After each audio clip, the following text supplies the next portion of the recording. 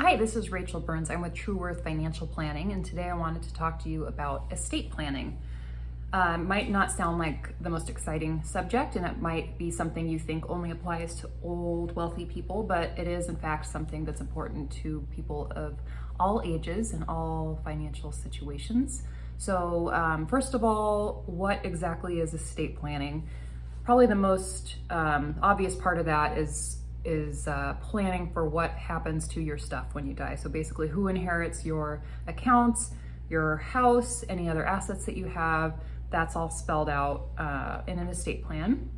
But there's a lot more to an estate plan. So another part of it is making plans for if you were to become incapacitated. So let's say you were in an accident and you were in a coma. You need someone to be making decisions for your medical care. You also need someone that can help you with financial tasks. And if you're married, maybe it's obvious that your spouse would be the person that would do that. But if you're not married, it might not be super clear who the person would be to do that for you. And so it's really important to think about that before there's an issue and make sure that that's set up so that your wishes are honored.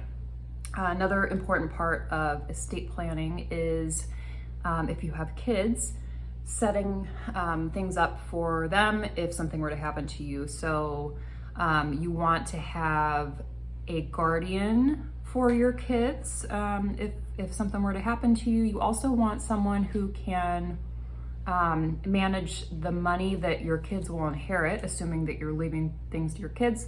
You want someone to be in charge of managing that money while your kids are underage. That can be the same person that's taking care of your kids, or it can be a different person. You can do whatever you want with that, but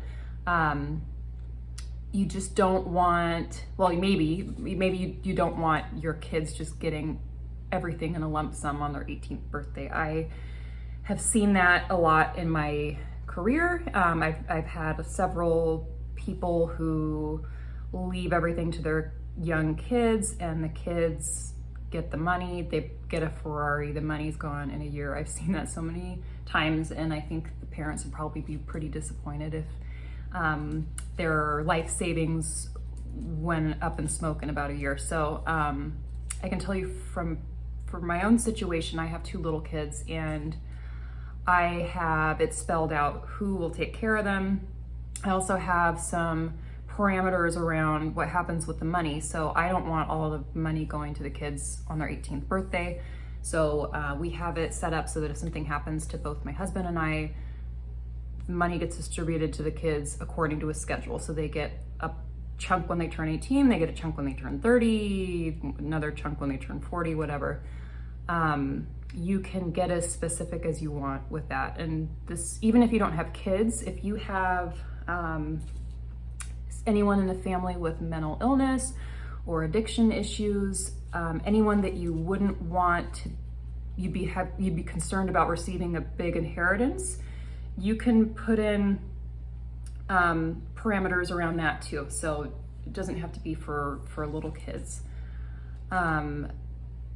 If you decide that you do need to do some estate planning, which you probably do, if I've talked you into it and you're ready to put it into place, the next step is to have these estate planning documents set up. So one thing you can do without, involving legal documents is you can check the beneficiaries on your retirement accounts and life insurance policies if you have life insurance. You can change the beneficiaries. That's not a difficult thing to do. You just sign a form. But for everything else, you're going to need to have some legal documents drawn up. It's not something you can just write on the back of the napkin. You will need to have some documents generated, and you can have an estate planning attorney do that for you. They'll do a will, they'll do a trust if you need that, they'll do powers of attorney for financial and medical decisions. Anything else that you might need, they can handle that for you. They are not cheap. depending on where you live. I'm in California. I would say a full estate plan, including a trust, I would say it's about $2,000. It can be more or less expensive depending on your complexity of your situation, but there are other options that you can do online. There's LegalZoom, there's Trust and Will. That's a new company that's kind of geared towards millennials, and they do kind of a lower cost package with all the estate planning documents.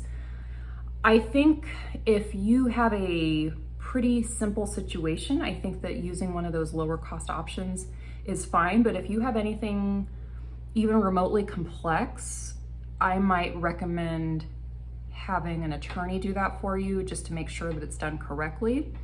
I had an attorney draw up my documents because I have little kids and I want to make sure that that's all done correctly. That's really important to me. So I,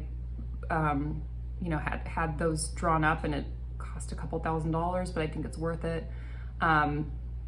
You don't have to do that, but at least, be aware of these scenarios, worst case scenarios, not to be super morbid, but the chances of becoming disabled during your lifetime are really, really high. You're actually much more likely to become disabled when you're younger than to die. And so it's important to have your wishes spelled out for what you want, who you want helping you with money things and medical things, and who you want taking care of the kids, and how you want your assets distributed.